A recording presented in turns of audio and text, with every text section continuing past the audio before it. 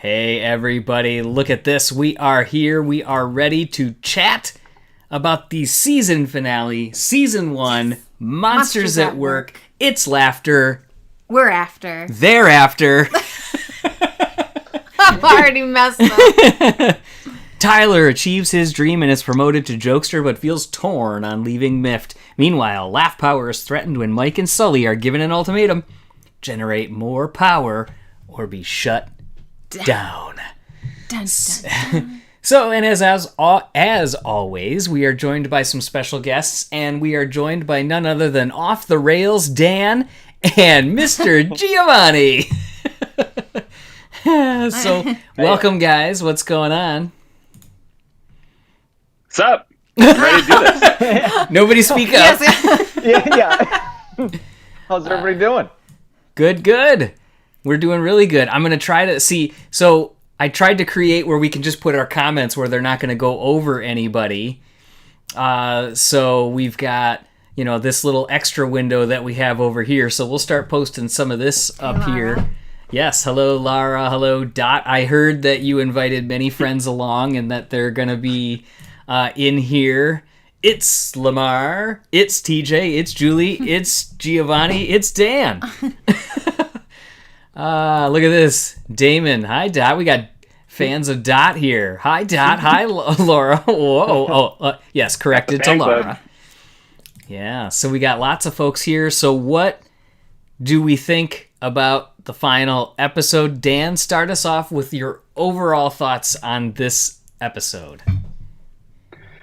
Story-wise, thought it was a perfect wrap-up. I don't have any complaints. I really feel like it ended where it should have. It really felt like a season finale. It felt like they wrapped things up. They tied everything up nicely, which is funny because it seems like a lot of the episodes were kind of episodic. They were kind of their own little stories. Right. But when you watch the finale, you really realize there was a through line story there all along, little bits and pieces all the way through. Yeah. And then it felt really nice, and it felt like a warm hug at the end, and it felt right. And so overall, story wise, I felt like it was a great wrap up. I really hope that they've wrapped things up really nicely. I don't have an idea of where they could go, but they definitely could go for a season 2, which I would be hoping for. And yeah, I do have some little thoughts here down the road when we start talking about it, about just some continuity stuff. Yep. But story-wise, loved it. Yeah, absolutely. Julie, what were your thoughts on it? I loved it. Okay. I was like... Yeah, what about it? What about it? Okay. Oh, and we'll welcome Dalek to your first time watching the stream. Hello. So, okay, you guys know where I'm getting from this. Like, where I'm going to go. Like, when that scene towards the end, the very end...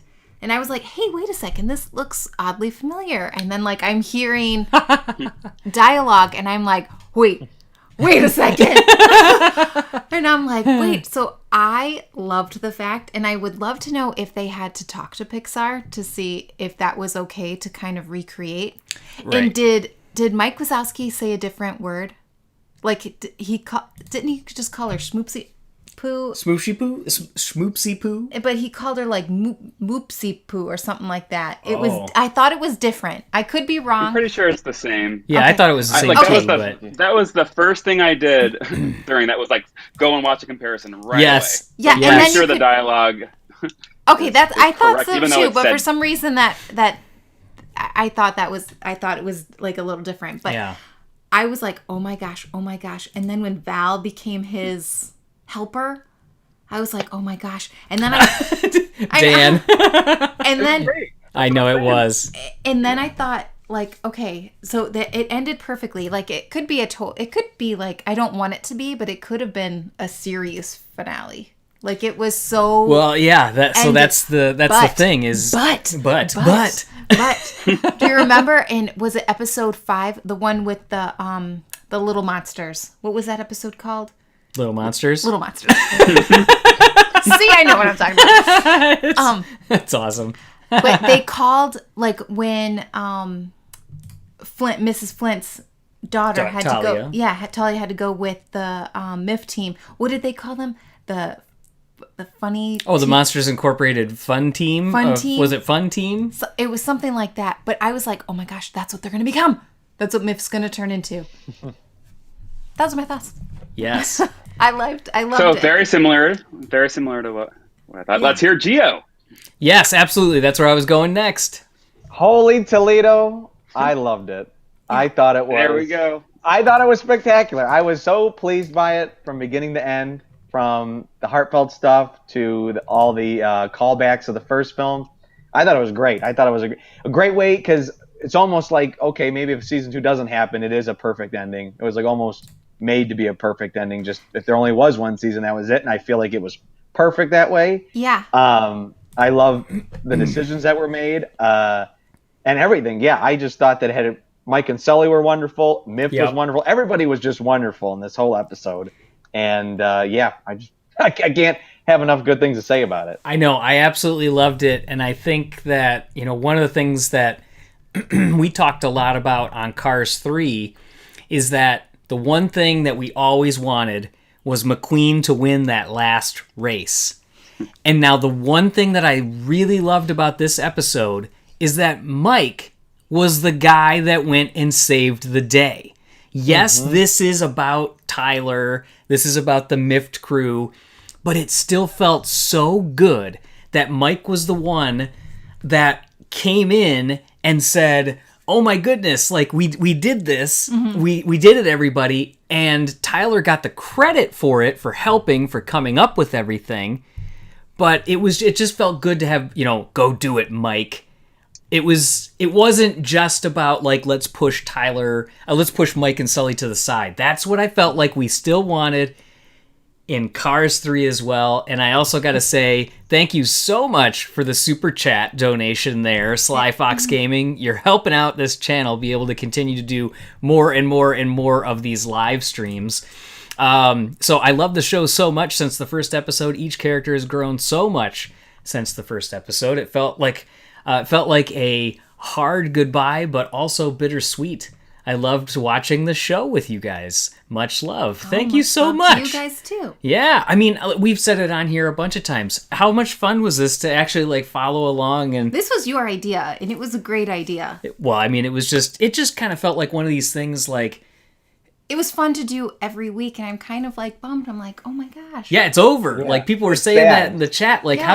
Brendan was like, how did 9 weeks go this fast? 10 episodes, 9 weeks. It was like, bam, bam, bam, bam. It really did. So I remember when this was first starting up, there was that question. It was so weird because this was the first time we've had a Disney production in I know Planes did a similar thing with The World, but then it wasn't Pixar. But this was literally, there was no Pixar characters in that film. This was literally Pixar characters, Pixar World, done by Disney. This was the first time this has happened.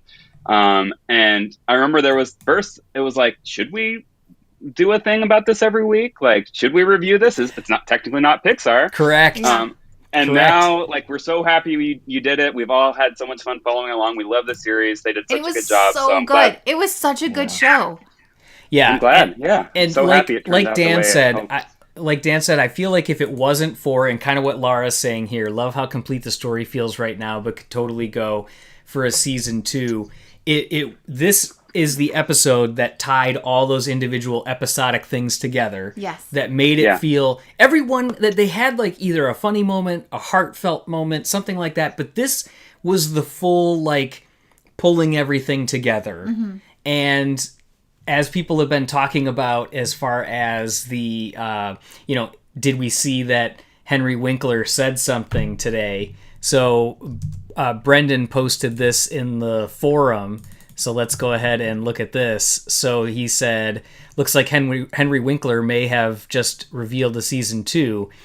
And so Timothy Lindsay said, there has to be a season 2 coming out for Monsters at Work. Pixar and Disney hit this out of the park, even though Disney hit this out of the park. Yes, it's a spinoff, but it was just so creative. The new characters are incredibly clever, while Mike and Sully don't lose their charm one bit. And out of that, Henry Winkler replies to Timo Lindsay, and there will be. So does this... Oh. Yeah, exactly. I mean... That's Fritz. Fritz Everett. You heard it. Fritz Everett, you heard it. You heard it. So, I mean, that could be like a Michael Wallace when he was talking about Cars 3. Oh, yeah, the sheriff. I remember that. Yeah, oh yeah, that was a big deal because that was like over a year before it was even Yeah. announced. I remember that. So, and then we've had in here before in November, Brendan also mentioned that the Disney Plus like event, the press event, is going to be coming up. So they might potentially, if they are going to announce it then. Sidebar real quick. Oh yeah, and Nader's saying, and I agree, Mike finally achieves his dreams. I love it. I did love That's that. what I wanted to see in Cars 3. Hey, TJ, with your whole thing about how they gave Mike the spotlight in that instance, Yes. I also wanted to comment with you. I felt the exact same way watching it. I was like, that was such a cool decision because they could have had Tyler come in and he was the one that saved the day, and that wouldn't have felt like it was totally earned because he's still not the highest caliber jokester. Correct. And for him to produce as much as Mike wouldn't have felt right. And the fact that they made Mike the hero in that moment and kind of saved the day there. Everyone contributed, but the spotlight was on Mike in that scenario. I absolutely love they made that choice and instead of Tyler, which it easily could have been because he's the main character. Correct. Yeah, So and I just wanted to agree with you totally there. yes, and Charlie B, who is a Dan the Pixar fan, said the big canisters being Miff's idea is such a great way to end it. Yeah, because this is what Gio talked about before. Yeah, I was so excited to see the canisters Yeah. brought up. When they mentioned, like, oh, we make a big canister, I'm like, here they come. Here it comes. Here it comes. Same, I know. same. We're getting where it is. Yeah. And that's on my list of comments to talk about here. My little sticky note. Yeah.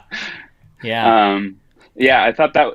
So remember, I talked about how it would have been cool to do like a Miff involved with the booze door thing. Well, that obviously didn't play out, but it was cool to get Miff involved with the canisters. So something like that did kind of happen. It wasn't exactly the prediction, but a similar type of scenario. Yeah. So just a side note, I'm going to talk about two other things because people have been talking about how fun it's been to do these things, and Jace just coming in. It'd be fun if you did a classic Pixar rewatch live stream. We'll have to figure out what else we can do to continue this because you're right. It is fun to be able to dive in, to explore all these different topics. And the other thing I wanted to at least mention is today is September 2nd. September 5th is Lightning McQueen Day. Do we think we're going to get any Cars Disney Plus series announcement on that day? Any teaser? I mean, that would be awesome, but I feel like they never do it when you hope they do. Yeah.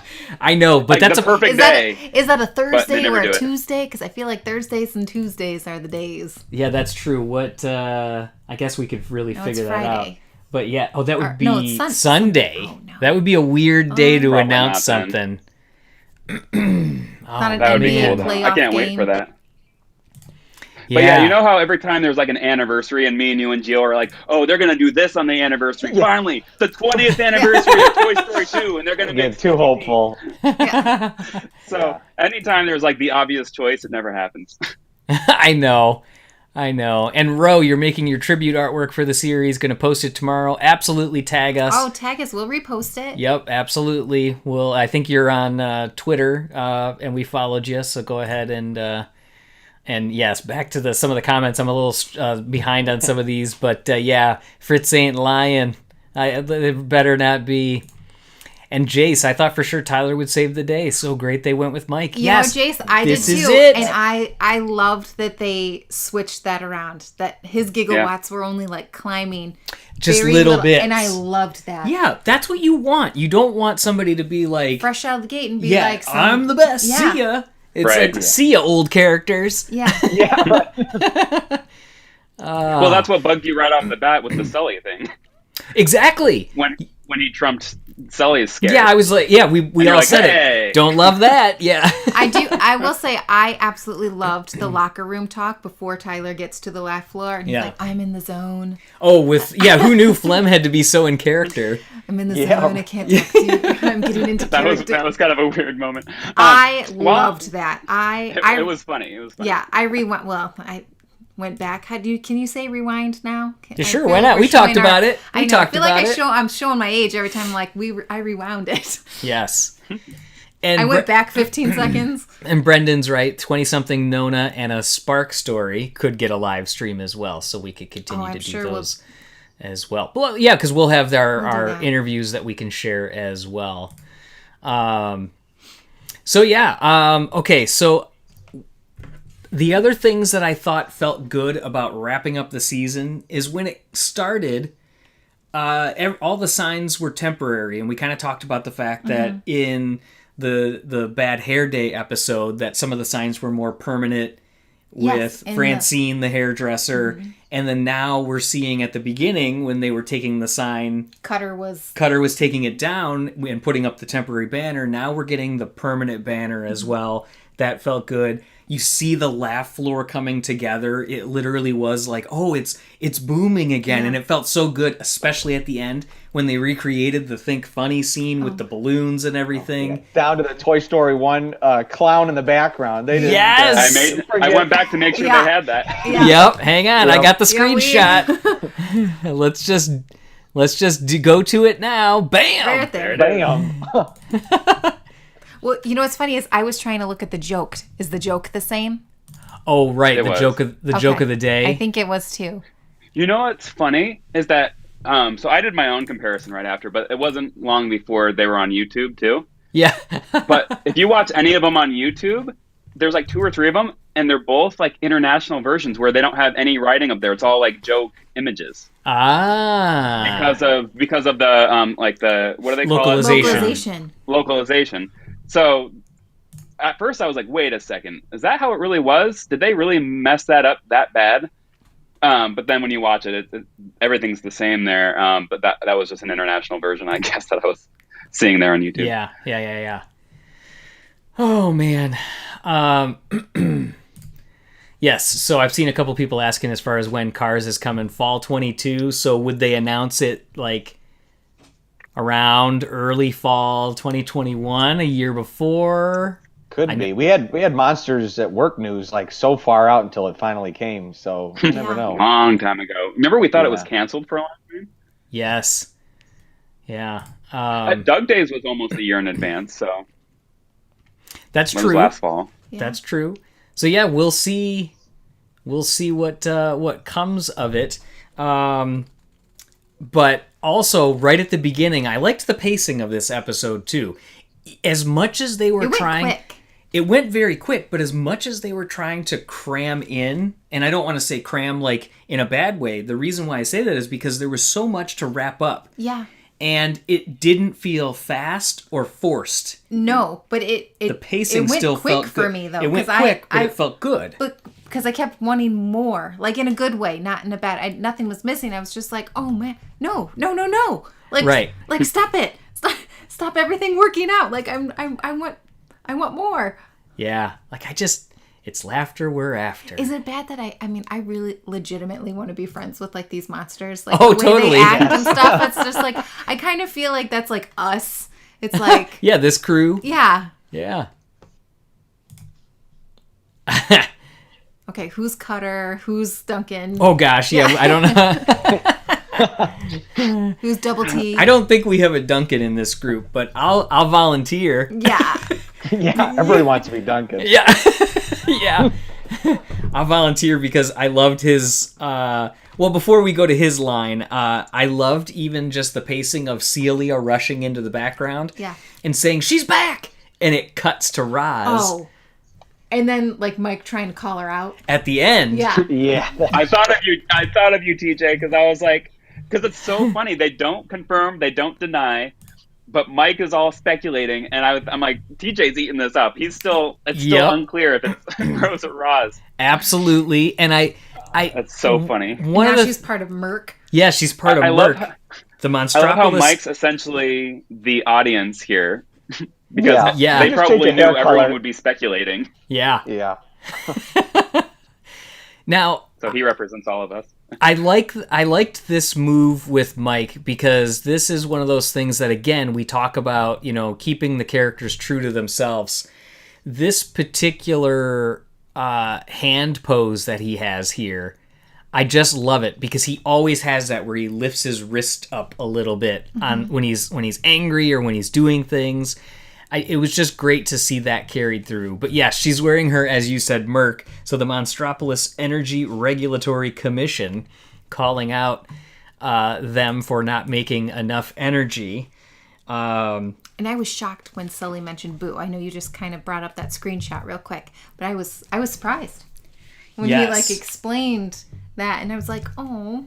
Yeah, so this was a really nice moment. Yeah. It was cool to see, I never really told you what happened with Boo, the fear in her eyes when she was scared. I didn't like what I saw. What I saw in me. I was like, oh my gosh, we're getting deep. Yeah. We're getting deep here. And it was great to see Sully, because Mike, we keep saying, has been on point this whole season, and we always want to see more of Sully. And it was finally great to see him here at the end. And it felt very genuine Monsters, Inc. Sully. Yes. All of his scenes. Yeah. Yes. Yep. So Jace asking, will we ever see CDA again if Roz is part of Merc? I don't think so. I wonder if the Looks like CDA is like a thing anymore. Maybe It's not, because After they know kids, their touches aren't going to kill them. right. Right. So maybe that's like her follow-up job, Yeah. her next career move. So yeah, as Brian's saying there, so new evidence that Roz is Rose. She mentioned there's a lot about me you don't know. And we know, thanks to Celia's comment, that Roz went right back to assigning paperwork. Seems like she never stopped. And I liked all the screenshots of Mike's desk behind him again. Still, even to the end of the episode, the inbox full of paperwork, the out, nothing. So I still like that part. Yeah. Oh, yeah. And then Dalek says, laughter is now the heart of Monsters, Inc. Yeah, laughter is the heart of New Monsters, Inc., and it's also the right thing to do.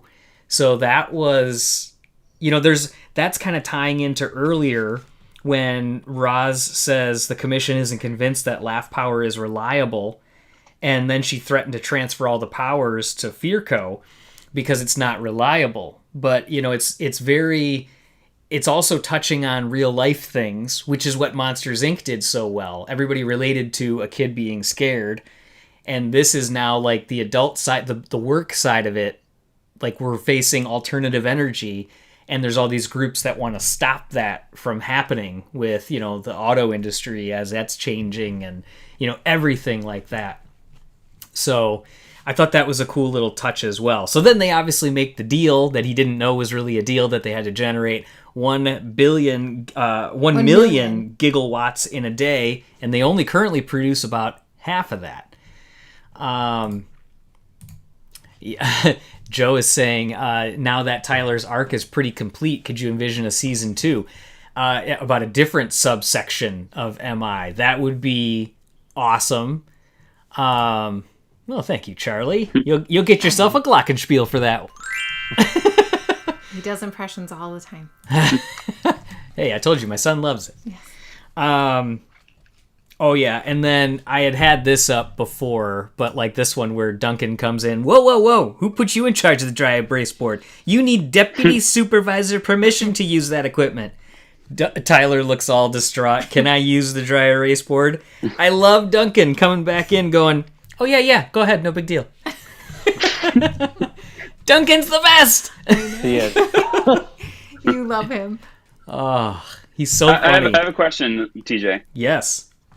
So I love how eventually in the series, I don't know what episode was the first to mention Fearco or like the alternative Right. factories. But I love when they got into that, because at first, in the first couple episodes, I always thought that Monsters, Inc. was it for the city, for the world. Right. That's what they allude to in the original Monsters, Inc. They don't mention any other company, obviously. And it's like, we light your house, we warm your home, we light your city, that kind of Right. stuff. So I always thought they were it.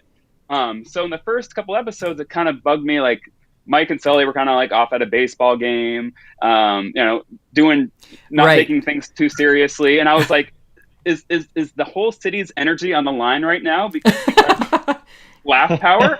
Right though, like I thought Monsters Inc. was it. And the fact that they explain that away with that there are other energy companies out there, I really, really liked. But it also made me pose the question, and I wanted to throw this out there. If there are other companies still using scream power, what do you think was keeping Tyler there? Do you think Myth, he always kind of had a soft spot for him? Because he technically could have applied at other companies if he still wanted to be a scarer. Well, I personally think, and then we can see what Gio or Julie thinks. I personally think because he was recruited there, I think he kind of felt like, this is my big step. Whereas like other people, because he was in that deleted scene, like the top of his class, he was being recruited. It didn't seem like maybe everybody else was getting that job where they would even have the potential to be right at that level right off the bat. So I think he kind of like was like, okay, Sully put in, because Sully said that, who do you think put in the word for you? Mm-hmm. So I think he kind of like thought that he always had the hope. And I talked about it in the Bob's interview that, Banana Bread coming out of Miffed and getting to the laugh floor right away was gave him hope. So I think it was like a combination of like he was recruited, Sully, vouched for him, and then he saw that he could get there potentially pretty quick. And I don't know, because they didn't explore. It would have been cool to see like some of his other friends that he graduated with, and that's something that they could eventually do, like other offshoots of like him going out after and seeing what they're up to. So that's a great explanation. I could totally see all that. So I just want to throw that out there. I mean, but I love the question because you're right. It's one of these things that they could. And it made me also, when you were thinking about it, when did we first hear about Fearco? I know we saw Monsters University. Is that what you're talking about? Or well, no, that was Fear Tech. That was the rival school. But we knew that Fearco existed because they were going over there to work there. Oh, I don't know if that's ever like the scare cards. Basically, is that really how? That's right. The scare cards. That's where it is. You're right. Yeah, the scare cards. Now, and that's why we see like we know Johnny went there, so that'd be cool to be like you were saying this whole what if like Johnny comes in and says, "Hey, there, Tyler, why don't you come work for us?" Oh, sort of. You're right. So I guess we have known that there are alternative companies since then. I just forgot about that detail. But I was thinking because the only other way you would have known it is because in the Art of Monsters Inc. there's some of those references to some of the other companies as well, I believe. I think so. So like if you were a fan and you saw some of those, you could have, and I know I'm not saying you're not a fan by saying that, but I'm just saying like if you were a fan and had the book and started looking at it, like maybe you could have made some of those like connections or like said maybe this is a possibility for the story, but it wasn't really talked about until Monsters U. Right. And even then it's not really, it's like, you kind of have to catch it with the scare card thing. Exactly. Yeah. It is kind of an afterthought. It wasn't. That would be, the chat's kind of inspiring me to like, that would be cool. A cool point in a follow-up season if they brought in Fearco trying to recruit Tyler and he had to make that decision whether to go back to his original dream and go over there and do scaring. That could be like a back and forth for him. That could bring some dilemma. I don't know. They could bring that into it. I mean, obviously at this point his story has wrapped up in the laughter thing, and I guess that would kind of make it revert back too much. But you could do something with the companies going back and forth. Absolutely. Yeah. And Fearco definitely seems like it could be a bigger and will be a bigger part of season 2. So yeah, at this point, do we want to just say that there's going to be a season 2, at least for our group? I'm on board. So we have that hope. I just saw that the Disney Plus series Big Shot got renewed. It did. I saw that today too. And if that got renewed, I'm pretty confident that this would. Just throwing that out there. Yeah. All right, Gio. That's just Dot beautiful. the movie is saying Johnny and Chet went there. What's the first line you think of when you think of Chet? Johnny, you're my Let's hero. go to charity. Oh, okay. So there it was. Oh yeah, that's right. Oh yeah, you're right. That's a good one too. Oh, no, Nope. Gio, I was thinking you too. So I thought Yeah. Wait, what did you say, Gio? Johnny, you're my hero. Oh. and I thought what Dan thought. Oh, Gio, This guy I'm with is you. charity. I'm with you, Gio. I know. Yeah. We say it. We quote it all the time. Yes. This guy Comes is out at random charity. There will be a season 2. Yeah. See. Fred said it. That's it. It's in the books. That's right. It's Yeah. in the books. We must make it happen now. Okay, so I saw a Dot also point this out as well. I thought it was kind of cool that this whole season Tyler has never drank the Drooler Cooler gift that they gave him. So yeah, I thought that was kind of neat.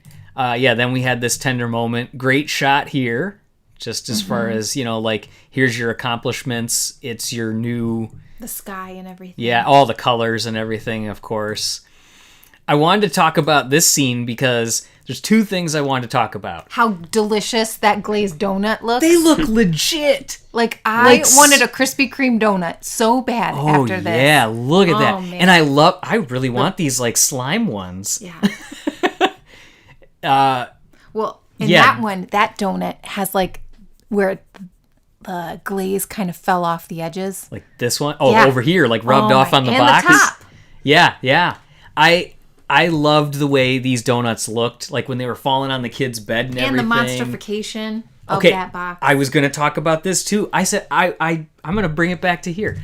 I want to live in a world where this much die cut stuff happens. Yeah. Like, I used to work at a marketing advertising company, and one of the coolest advertisements we ever did was for A&W Root Beer. And they sent out a mailer that was cut, like a die cut, like a mug of root beer. And it had like the bubbly over top and it had the handle. And you brought that in and you got a free mug of root beer for it. Like, that was so cool. It was a huge campaign. Most people don't want to do that because it costs way too much to custom die cut something Yeah. like that. And it has a lot of extra waste and everything. But man, oh man, I love little details like that with like the monsterification of things is just so good.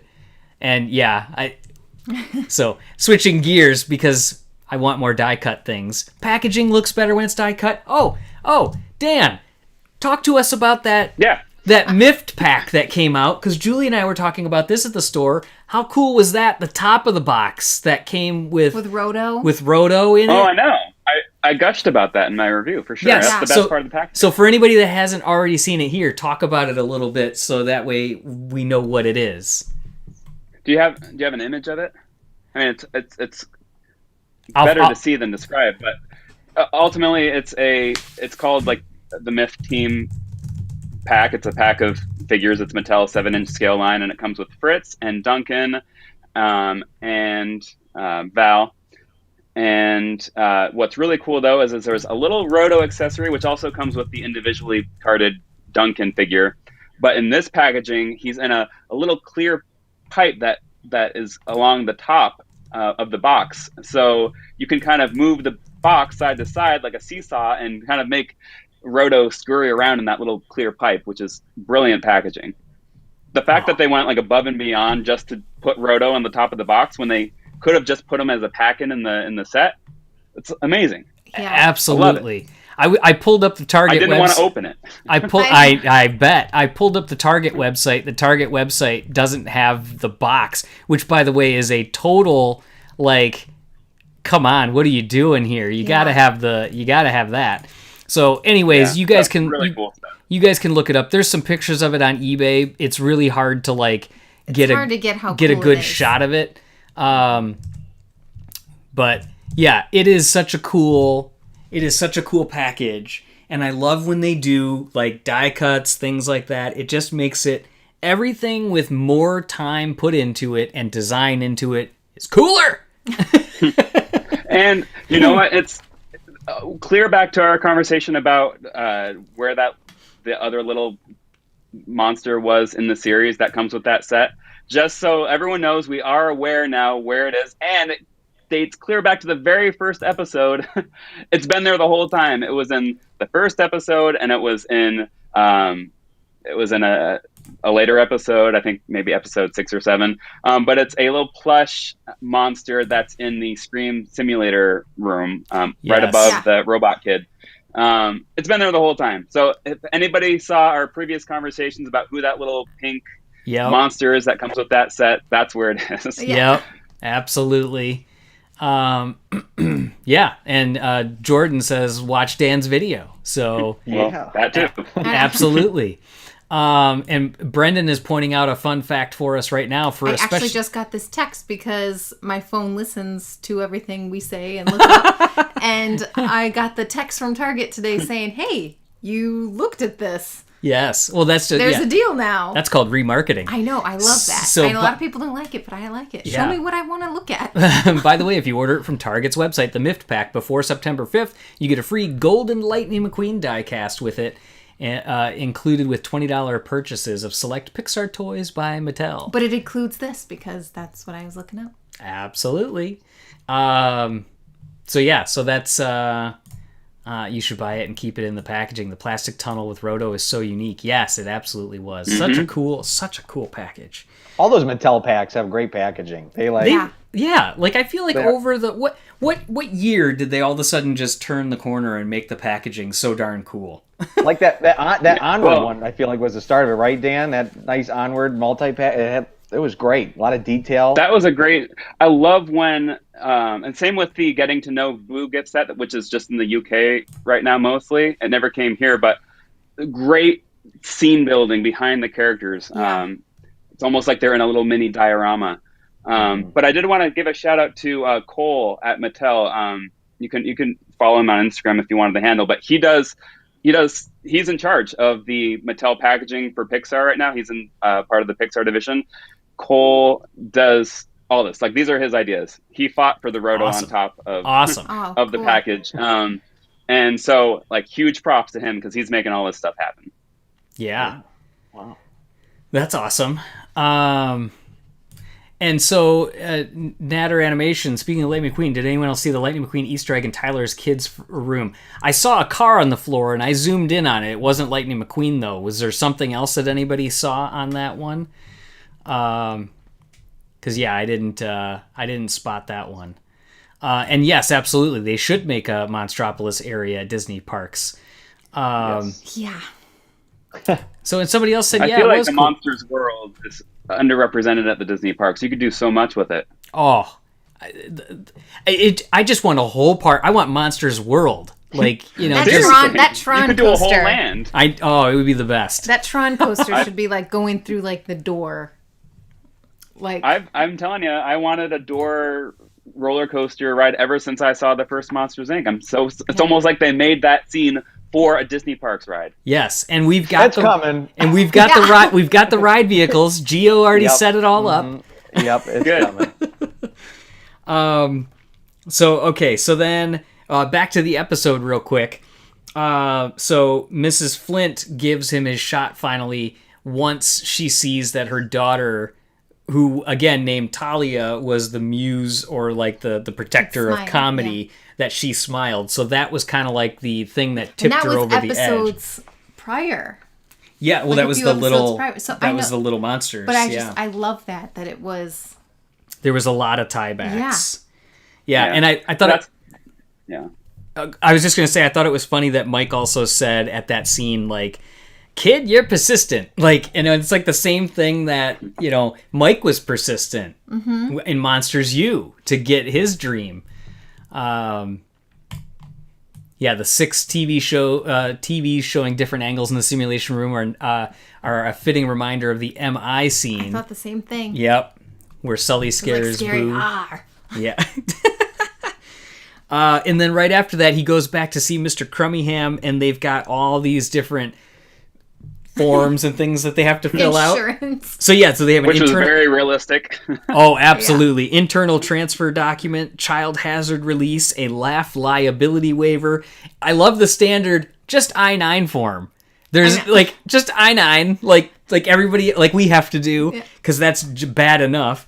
The anti-Social Security form, the closet malfunction insurance, a Lafeteria discount, and you get gross salary plus overslime.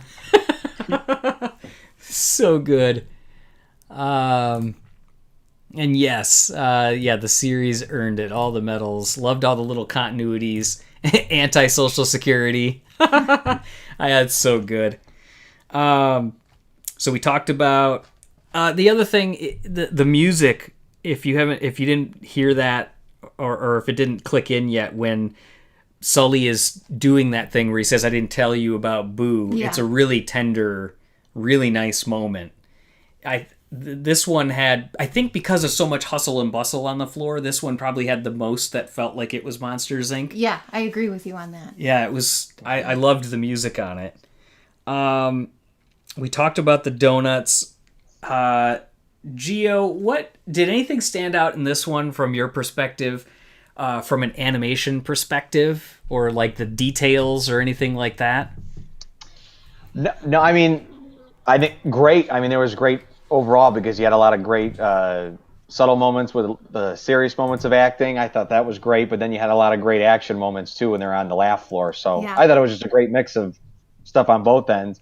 But also, I really liked how that lighting choices, like that scene was like, I think the time of day for Sully's chat with Tyler was a really great choice. I think that was a great artistic direction right there. So yeah, lots of great stuff to this episode. Yeah. You mean the noonday sun wouldn't have been good? yeah. Not as good. Wouldn't have had the same emotional weight. No. Yeah. The shadowing under the eyes. Right. Yeah, absolutely. Yeah. I like the Tyler, when Mike calls for Tyler and he's like, "Tyler Tuskman to the warm-up room. Tyler, get up here." And then he was kind of training him like he did with Sully a little bit. And then like great little moment. Oh, sorry. No, go ahead. Like just little moments, like when they were in the Mike, where they have Mike's comedy class, how he was training them, and then we have like this little callback to the morning training with Sully. Yes, those little moments. It was just little things like that sprinkled through this episode, like the lineup on the laugh floor, where everybody's doing their thing, getting ready. I mean, I was just like grinning ear to ear at these like little moments that they kept putting in. Absolutely. Yeah. Oh, jinx. Hey-o. Also, talking about continuity from episode to episode, I also thought it was really cool that you said you liked the locker room talk. So you get to, "Hey, Winchester." Yeah. He does that. But then Sanderson comes over and says the line, which is a play on his first line that he says, "Welcome aboard. Hope your first days isn't your last." Just basically what he says on the first episode. So that was another tie back to the first that I thought was cool. Mm-hmm. It was cool seeing the locker room again, since it's obviously the locker room going into the scare floor, so we wouldn't have seen it yet because Tyler wasn't in the crew yet. Wasn't in that. Weren't they part. in there at one other point? They showed it one other time. Yeah. Oh, maybe they did. I thought maybe it just stood out more this time. Yeah. I'm sure the comments will tell us. Yeah, the comments will remind us. At least maybe what hit me more is that now Tyler's in there about to go out. It almost felt like an athlete getting in the locker room, getting prepared, going out to have his big Absolutely. moment. Yeah. Absolutely. Yeah. So maybe that's why it stood out a little bit more if we've seen it. I think that was probably the reason. So, and then, he's giving him the pep talk. I love this design on this. I'll also point out that if you zoom in on it, it says Zalvin, which is one of the... So 5 of the episodes were directed by Shane Zalvin, and 5 of them were directed by Caitlin Ritter. This episode 10 was directed by Caitlin Ritter, but this bullhorn here has Zalvin and then mirrored Zalvin on the bottom. So just a little call out to the director there, which is pretty cool. I love that stuff. I know. Love. Okay, so yeah, Fritz says, "Everyone come help yourself to some dead David cake." And Cutter, "It's been in the freezer for a few years, so it's got a little bite." So classic Cutter. Yes. So notice this though. Look at Duncan's nameplate, because as I was trying to figure out what it said in this particular episode, two things happen on it. One, it here is sunken more into the desk, and then the title is different than on this one. I'll zoom in on them, but just doing this, you can see it going up and down. That's funny. Oh. So this is him when he's like volunteering. Val had said like cut it out, so they came back to him, and it was different. But yeah, if you zoom in, So on that's it, a technical goof, right? yeah. But if you zoom in on them too, I think the other one will hold if I do this. Yeah. So like the titles, you can see that it's like this is like looks like it's probably the official Chief. Chief Deputy Supervisor, Chief Temporary Deputy Supreme or something? Yeah, something like that. But then this other one is a shorter one. Yeah. So within like a half a second, not only did it come out of the desk more, Yeah. but it changed. So I wonder how that happened. Like, it seems like if that was the set, that would be the set. Why would they tweak anything? Any thoughts, Gio? Yeah, I don't know. That's a good one. I don't know. That's Because doesn't it seem like You if mean you you would've- didn't animate this scene? No, but I'm just saying as far as like, you know, like I would have assumed as somebody that has no experience with animation, I just would have assumed if the set was made, that wouldn't change between cut to cut. It could be. I mean, sometimes you have like a set that's maybe like an older version. Maybe that shot was updated later on with new animation, and the set was updated, which had a different. So that could have possibly happened, but you know, those little things like that, it's okay. Yeah. Okay. Yeah. I'm not saying that it's a bad thing either way. Yeah. And You by the just way, found it. welcome, Paulina. Yeah, I just happened to notice it because as I was trying to read it, I paused it at one point and I'm like, oh, maybe it'll be clearer in a second. And I unpaused it, went back, and I'm like, wait a minute. It's so funny because he has such like an editorial eye with everything. Like you guys, like legitimately, we get like mail in here, and he's like, "Look at this," and he hands it to me, and he's like, "Find the error," and I'm like, I'm reading it, and I'm like, I don't see anything wrong with it, and he's like, keep reading. I'm like, I still don't know, and it's like a period that was like 2 spaces or something. That's the worst. Something like some small thing, and he's like, oh, it's standing out to me like a red flag, but everything. Yeah. It's just part of what I used to do. There was like, I would Websites, all this stuff. I would You're proofread always- some stuff, and there was one that people were like, okay, nobody's going to notice this when I brought it up to the designer. And it was like talking about like a married couple getting insurance, but the picture above it was like 2 younger people, and nobody was wearing a ring. And I'm like, if you're going to talk about married people below, the picture up top should have married people. It's so funny. And they were like, oh, God, nobody's going to care. And I'm like, I care. You have a good eye for that stuff. Yeah, it's fun. It's fun. Duncan's nameplate, we talked about that.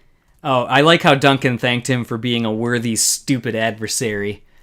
But in a kind way. Yeah, he came around. He came around a little bit. Pixar, oh, look at this. We're making more connections. CCGC. Oh, yeah. Wait, are you from Instagram? And yep. I love it. We're making connections in the discussion here. So yeah, and then we've got the rest of the letters for his name, which by the way, that's a pretty fun thing to do. Like where they were like letter from a letter from his name, and like say something good about him. That you do like in Girl Scouts or Yeah, like it was like definitely elementary school kind of thing. Yeah. Let's see here. We know the signs, and one of the lines in episode 1 that have many laugh floors. Why was Mike only interested in getting one of them running instead of all of them? And that's true too, because he seemed concerned with laugh floor F. And he is, as his Scramophis, whatever his title is, he should be concerned about all the scare floors throughout there.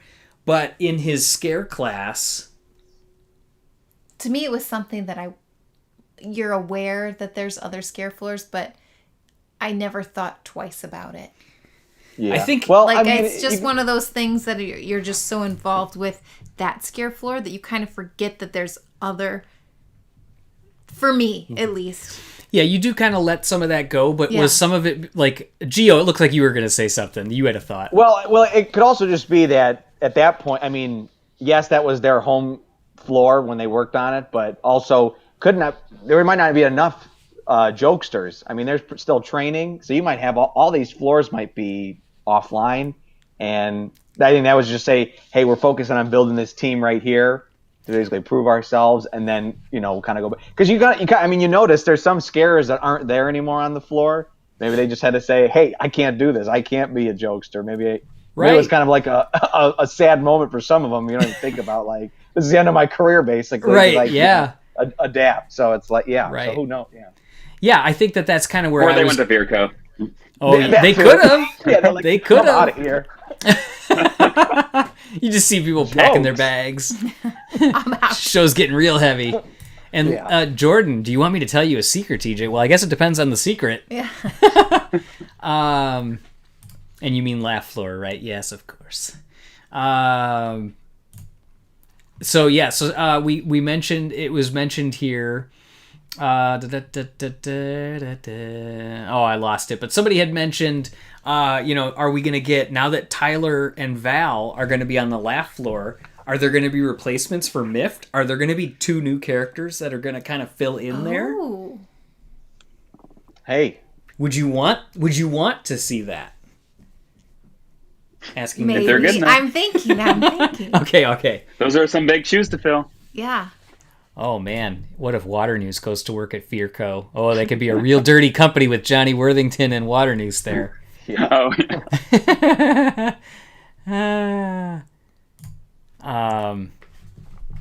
Yeah, Tyler genuinely cares for them now. He didn't Yeah. scoff at their party or anything. Yeah. I thought it was cool that you get to see Winchester still giving out his God, Duncan. Winchester still giving out his banana bread muffins. And it was really neat that, like we talked about, that Val shows up and she's the one that's going to help him out. And then things are going really well, but then they run out of canisters, and then you get the great line from Cutter again, that when they're out of them, except for Mama's sweet baby, and she rolls in her giant prototype, and then she looks at it, and somebody already posted this earlier. I think it was Jordan. It was like, Cutter likey. So ridiculous. So is this the secret? I was supposed to voice a monster in the series. I think you mentioned that before, right? That you were going to, but you couldn't because you were in Canada, or if I remember what that was. So although the ending is interesting, although Tyler got laughs as a jokester, you could argue what really saved the day was the bigger canister, which is a facility-based idea. Could hint he's a mifter at heart. Yeah, absolutely. That was definitely something that was probably, I am a mama sweet baby. So that's kind of why I think that he Cutter, I won't love you. stay a jokester. You think he won't stay a jokester, that he'll go back? Yeah. Well, then I guess Val will be happy no matter what, because she just wants to be buds with him. Like, I know. they do like the fist bump again, and she's like best buds. Yeah. All right, what's our vote here? If there's a season 2, which we have said there is going to be, since there is going to be a season 2, We're calling it. what now. will happen here? Will it be Gio? I want to know you first, then Dan, then Julie, and then I'll say it, and you guys in the chat can mention as well. Will Tyler stay a jokester with Val, and will we get potentially new characters? Or will Tyler go back to being a mifter in some fashion? I think we'll have some new characters come into Mift, and I think we'll have a few new characters to add to the mix. And I think Tyler will stay a jokester. I feel like it would just seem really odd that we had this big moment at the end just to kind of go back to Mift. I mean, they were really supportive for him. It felt like they were like, yes, this is his dream, this is his goal. But you're right, he'll always be one at heart. So I think that they'll do that. And I feel like there was still they'll still mix and everything. We'll still have Mift and Tyler and Val all mix, but I feel like there'll be some new characters there as well too. Boy, that could be really... I really like the idea of a show expanding like this. Like, again, if you think about The Office, they had people that would come in, sometimes for only like a couple episodes, sometimes they just became a character. And then they were part of now the group. So it can work. It definitely has worked in shows. Sometimes it works, sometimes it doesn't. It all depends on that development of the character and how they write them in. But Dan, what are your thoughts? I've been bad at predicting so far, I guess. So I don't know. It's really hard because it does feel so tied up with Tyler. And usually I'm really into story, and I am into story, and I can have a sense of where things could go. But I'm kind of at a loss here because anything other than him staying a jokester would seem like a revert. That's why I kind of took back my statement earlier where it seemed like, oh, that could be a cool bit of tug of war if Tyler now had an offer from Fearco, and there could be that choice of, do I do what I originally went to school for? What my dream was to become a scarer. Do I stay here and stay a jokester? So I had that idea, but then I was like, what Gio said, but again, that also takes away from his moment. That would make him in a slight way unlikable after Sully has that whole moment where he's like, this is the future. So, but I put the comment right next to, up here too. Fearco trying. That's what I was saying before. Exactly. So, I mean, like that is something that could happen. If anything, I think it would probably work better for a sub character, but that is definitely a thought that I had as well. I didn't think of that. Anything other than him staying a jokester does seem like backtracking a little bit. Right. After this moment and after that talk with Sully and everything. So story-wise, I don't know, because would he just be like telling jokes all the time? Like now that he's a jokester, are we just following his day-to-day telling jokes all the time? Like there needs to be more meat than that. So I almost like the idea. This is where I think there's not going to be any more meat because he's been about donuts for like 4 or 5 episodes. He brings them in the David episodes. He's covered in them in the Little Monsters episode. He brought them now. And that's his shtick is donuts. And I think when season 2 starts, he's going to be burned out on donuts are his thing. And he's going to be like, what do I do? I don't think this is right for me. I've done it.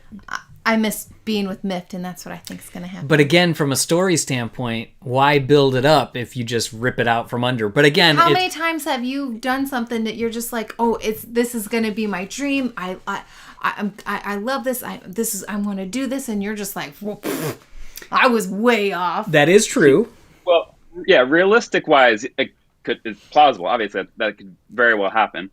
But audience wise, being satisfying.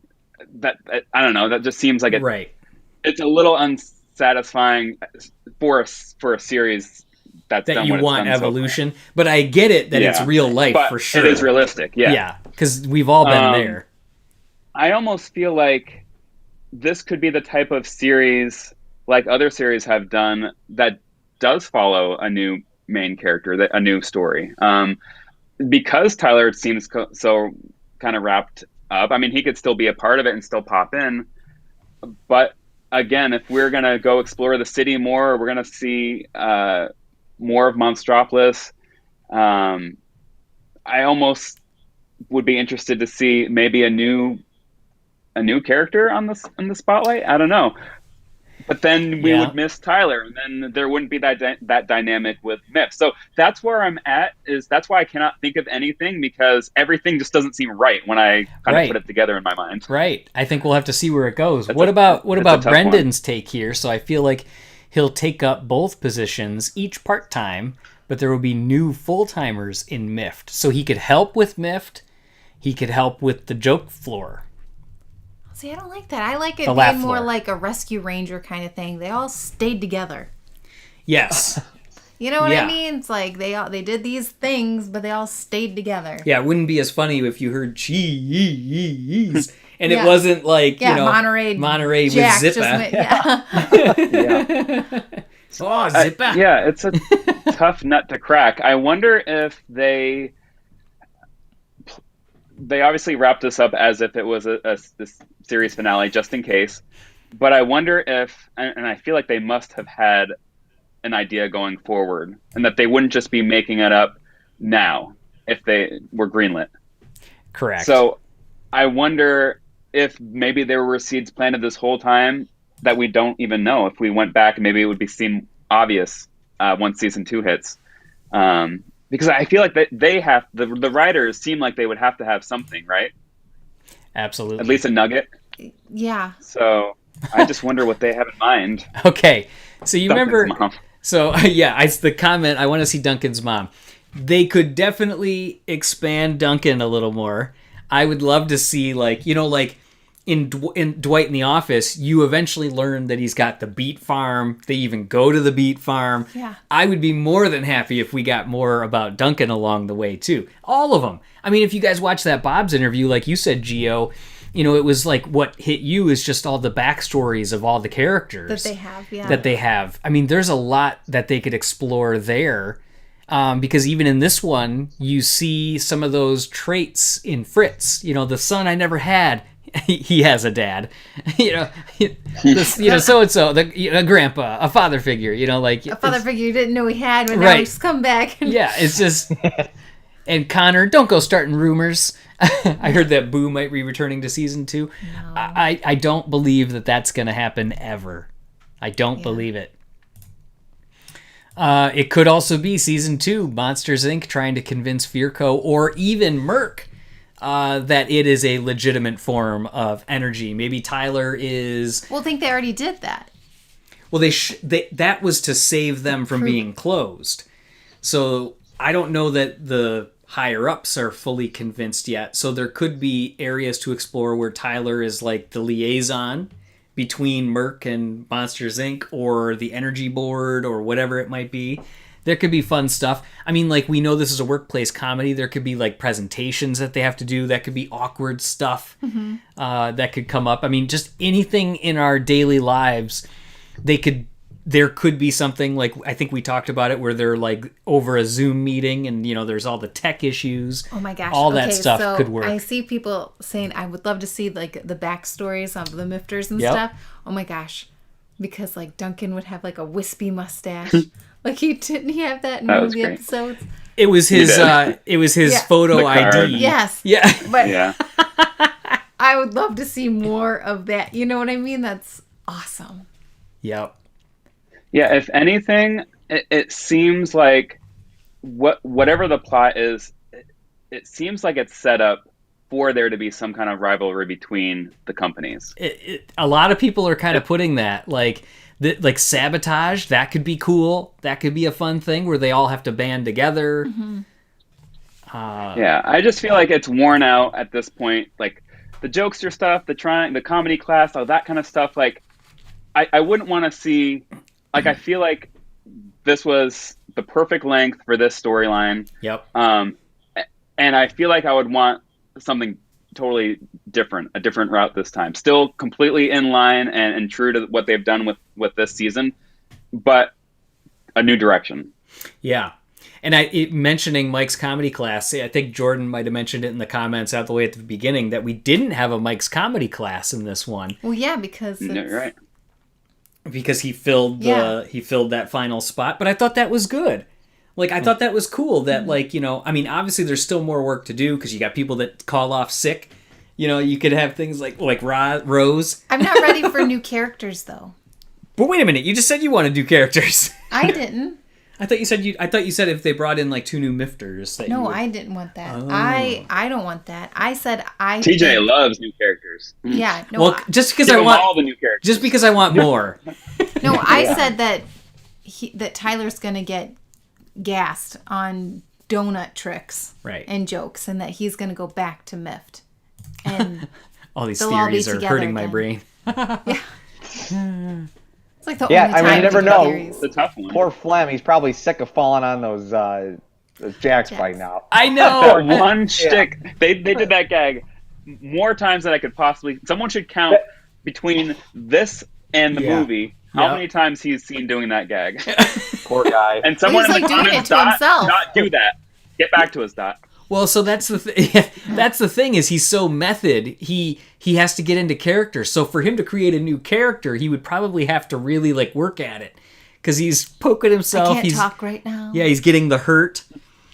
Also, as far as the music in this one, that theme was the standard a cappella full theme. So we got the standard. It wasn't like a different version of it. Right. And then the final line that comes in, and then we'll circle back and I'll show some pictures of that final scene recreated. The final line, which made total sense to end it again with Fritz.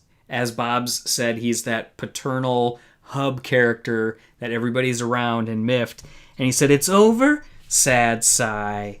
Anyone know if there's a season 2? You know, so it's like that already is like, Bob's talked about the fact that along the way you keep planting these seeds and you never know where they're going to go. And you have these things in your backpack. So it's just all these things. That's kind of like what I'm saying. Exactly. That once we go back, maybe it will be obvious what they were doing. I would love to, kind of going off the comments, I would love to see the back and forth between the companies. And if we did see, I mean, I don't know if, why am I drawing a blank? The voice of Johnny Worthington. Nathan Fillion. Oh, Yeah, Gio coming in hot. Thank you. I don't know if he's too big to come in and do something like this, but that would be so funny to see kind of like him and Firko over there doing their thing. And they just sound like they would be more like Snai over there.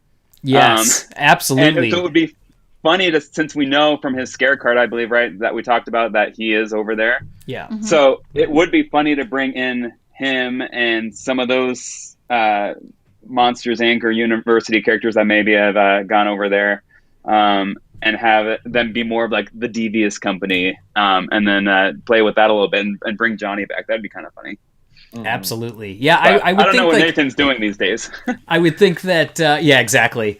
I haven't seen him in a lot of shows lately, though. And plus, he was like doing that for Pixar, and then he was Sterling in Cars 3. He was just like, True. Yeah, he was turning into one of those guys. But And yeah, he's such a funny character. I would love to see him show up again. absolutely.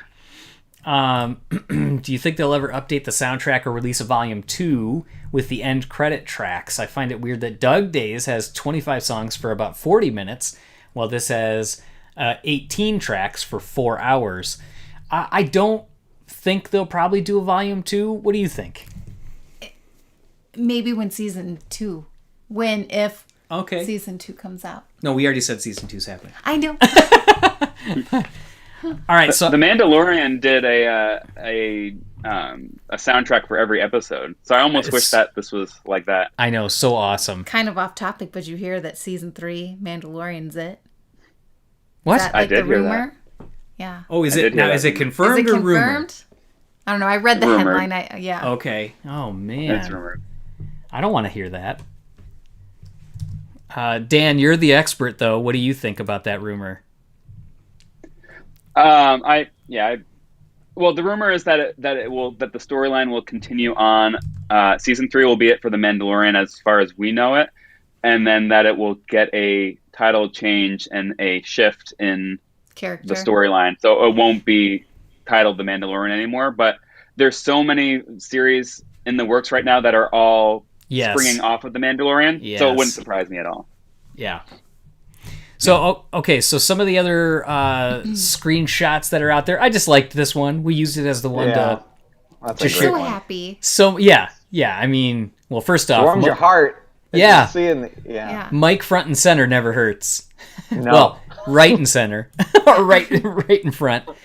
I noticed that so many of these dates on the doors felt like birthdays. I'm like, were they doing birthday nods? So November 6th, 1992, June 24th, 1985. I didn't know. I just thought yeah. I'd throw it out there. A lot younger than we are. Well, yes. I mean, that's the case. So yeah, just one of the... That's his first fill that he does there, and then Cutter coming in with this cool looking prototype before they, polish it up and get the other one, and then another great one where they did it. They get to celebrate. And then Mike and or Sully rushes over. Celia rushes over. And we talked about that one. Pretty touching. Oh gosh, that picture Oh, when they had that picture, I was like, oh, here come the waterworks. Here we go. Anytime you throw a picture that looks a little aged in a picture frame, you're gonna start getting emotions. And I love Duncan in that one too. He's just kind of like, Yeah, he's like not having it. Yeah. TJ, did you ever think when this show started that when you saw this little image here at the end that it would actually like make you feel something for these characters and their journey? You know, I don't think I did. I did not think I would be as into it as I was. Yeah. So it's fun. Mm-hmm. It's fun that it ended that way. I think they won us. They won us all. Yes, absolutely. With these characters. So yeah, this was Tyler's. Well, I'll go back to that in a second. So here's so we get the you can see the Think Funny signs, which again, this is a play off when it says Think Funny to Apple Computer when they did Think Different as their campaign. Mm-hmm. And there was ads in the original one in the background for the Apple Computer. It was on the back of the magazine that Mike's on. So here you get this shot of Mike coming out doing his final his final joke. This whole keypad and everything with the numbers is different. So here is the original. So it's kind of like, here's Monsters Inc. And you don't see the numbers come up there. You got the Scream can. You got Sully kind of here. I tried to freeze it at a pretty close moment. It's not exact, but it's very close. And boy, what an improvement, right? Oh, no kidding. Look at how much. Oh my God. I know, it's crazy. And then you got, when it pans over to Celia, the 10 Rules of Comedy's back there. You got the balloons. The clocks are different times, so you'll notice that. But this coffee cup is, here, but it's really like on top of the outbox on the other one. Mm-hmm. It is the over there. Balloons were a little different. Yeah, so it's a The little... balloons were a little bit different colors. Exactly. But yeah, they still got the 10 Rules of Comedy. I remember this because we had posted that at one point, when we started our site. But yeah, I just thought it was what a great callback and didn't feel forced. No. And then, yes, we talked about the clown. And then this was the element that Bob's had mentioned. Each episode starts with an animated door opening and closing. So it opens at the beginning, it closes on the end. But the series itself opened on Tyler coming into the simulator. Mm-hmm. And now it is closing with him finishing his final laugh. So that stuff. It's like when they use lighting for like emotions and stuff. Yeah. I mean, there's a ton of thought. There's a ton of thought put into this. Mm-hmm. There's a side-by-side comparison on Twitter of some of those. Gotta love animation improvements. The Steve Jobs reference was Scare Differently. Lighting is so good. Yes, it looked great in this one. Just absolutely awesome. The shadow ring. Okay, so Jace coming in with a good little technical difficulty. The shadow ring on the ground disappears in the final few seconds. Interesting. Okay, so Paulina's coming in with a question. And this can be a fun one before we talk about, kind of what's next here again. We already talked through, we'll talk about rankings. But yeah, if you were going to have a monster, what would a monster have to do to make you laugh as a child? I'll go because I've already got it probably at the tip of my tongue, would be probably at that age, like at the original Monsters, Inc., the one where Mike comes in with the stool, the microphone, and just burps. Like, that would probably do it for me. That would probably be good enough at that age. But Dan, what do you think? Oh, I don't know. It is a good question, though. I was actually thinking during the series that, like whether a monster was doing something funny or not, that would still be pretty freaky as a kid to see. Yeah, at So first. whether he's like juggling or dressed up as a clown, I mean, Oh god, a monster dressed up as a clown would be like the ultimate nightmare. worst. well, it's like when Tyler was miming. I mean, that's Yeah. not. I mean, I don't know if I would wake up and think that was very funny. Yes. I Yeah. would probably still be I scared. know. So He I comes don't up with know the what a donuts. monster would have to do to make me laugh. I think I would probably be freaked out either way. When I was a kid, probably, I don't know. I had this phase between maybe like 7 and 9 where I was just scared of everything, scared of my room, scared of the dark. Yep. So anything would have freaked me out. So I don't know. Yeah. Do you know what mine would be? Uh, It's still my favorite now. scary? Yes. Yeah, but that's if you watch someone else get scared. Oh, so you would have to have a monster come in and scare someone me, else? and then like we could scare together. Okay. pretend, So like- yes, Julie loves, like, you know, like when you watch America's Funniest Home Videos and somebody gets, like, they do like the Halloween one and the parents scare the kids, or like a brother scares the sister. That is her absolute favorite. Watching people scream in terror when they're scared. I get such joy popping out of a closet and like scaring somebody. Because you used to do it to your brother. Yes, I can't do it to my boys here. No, because I'm one of the people that, you know, when you see some of those and they swing when they get scared and they're like, wham! I lash out. My mom, I learned the hard way. My mom did that too. She came around the corner and I scared her and she was holding a magazine and she went, wham! So I never scared my mom anymore. But yeah, so I have that same kind of tendency to swing. So, I'd want to scare. but you want to scare her. So you want to, I would want to scare the monster. That would bring me joy. Oh, that That would make you laugh. Yeah.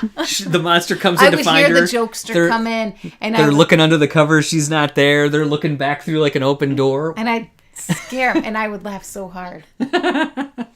Okay, Dan, what do you... Dan, we did yours. So, Gio, what do you think? I don't know. I'm just a simple joke man. You got good jokes. I'm just a simple joke man. Yeah, You got a good knock knock. I'm here for it. yeah. I'm here. I'm always here for that. He wakes up. So, yeah. Oh, you're here. All right, let's have it. All right. Yeah. You're late. I've been waiting since 2.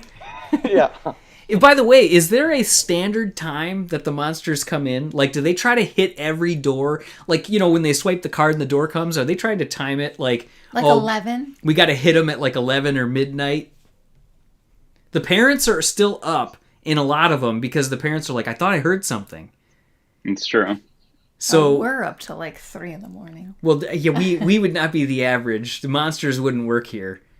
Maybe there's that sweet spot where they're not in the deepest sleep, like in the middle of the night. They're still kind of drifting. So maybe like you said, like 11. 10, Ooh, that 11. So that would be something I wish we would have found out, like from like Monsters U, like the training of like when's the sweet spot to ultimately scare a kid, and does it change as the sweet spot to ultimately make a kid laugh?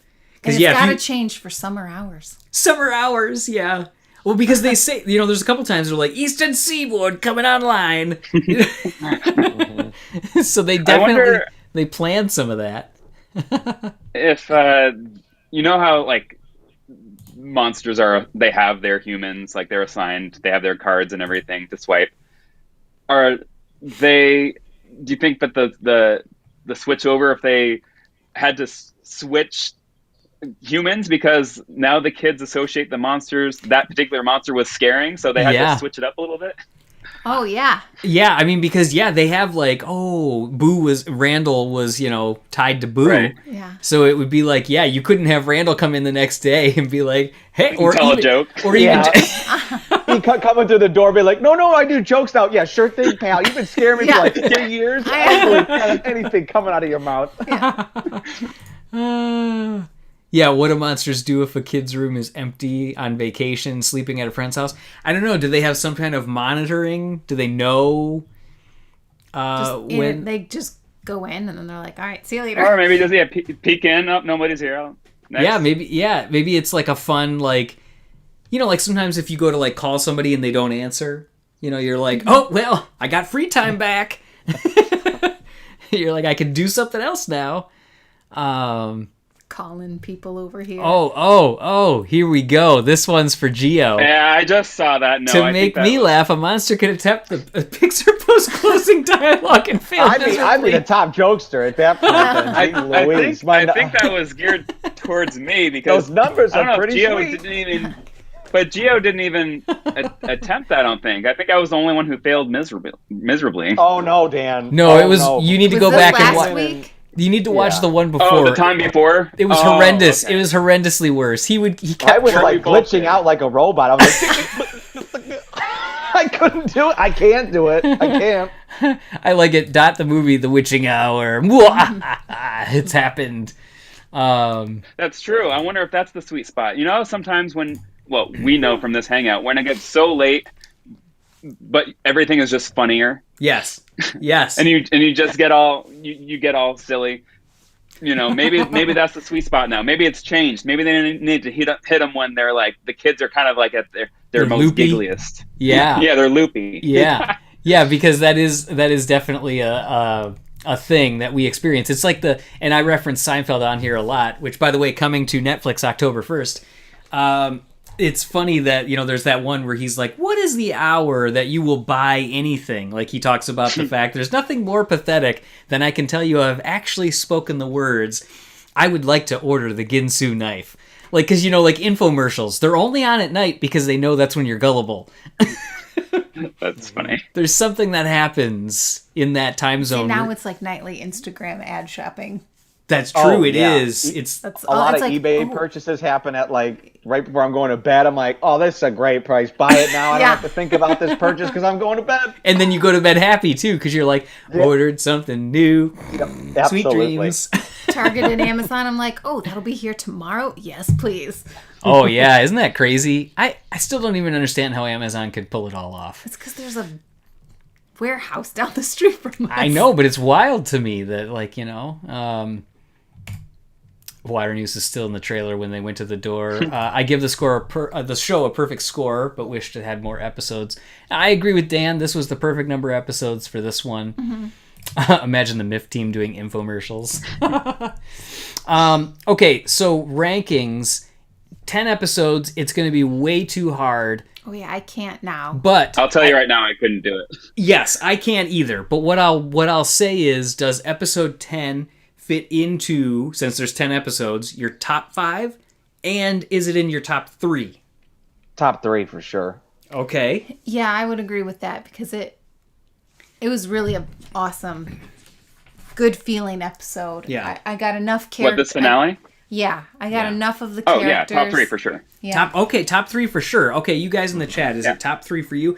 I battled back and forth. I originally slotted it as my 4th because I still really like The Damaged Room, The Big We know your Wazowski. favorite's the baseball TJ Yeah. one. We know. Yeah, we know. We talked about it last night. He's like, did you know my favorite one? The baseball one? Bob Younger? He's like brushing his teeth. Gio, you're not helping. So we've got, it's my second favorite. Top 3. Number 1 for Peter. Wow. Look at that. 10, 7, 8. Wow. Ooh. Top 3. There's lots of them here. Yeah, because part of, yes, I won't mention The Damaged Room, but The Damaged Room, The Big Wazowskis, The Cover-Up. That, I like that episode 3, 4, 5. Oh, The Cover-Up was so good. Mm-hmm. Yes, I mean, there's so many good episodes that have a whole bunch of silly stuff that happens in them. Adorable Snowman was so good too. That was almost a perfect episode. Adorable Returns is a great one. Absolutely, we got. I would have loved to see a little like wrap up with him in this. That would have been nice to see. Yeah, but see, we kind of saw it on Little Monsters when he was handing out snow cones. Yeah, I like that. But he was still there doing that. Yeah, just to see him one last time maybe in this one. I agree. It would have been good to see him, even if they were once they hit the record, if he was giving out snow cones or something. Mm-hmm. Just to see him again, it would have gave more of that, oh, he's back and he's safe. So it looks like a lot of people are throwing a difference.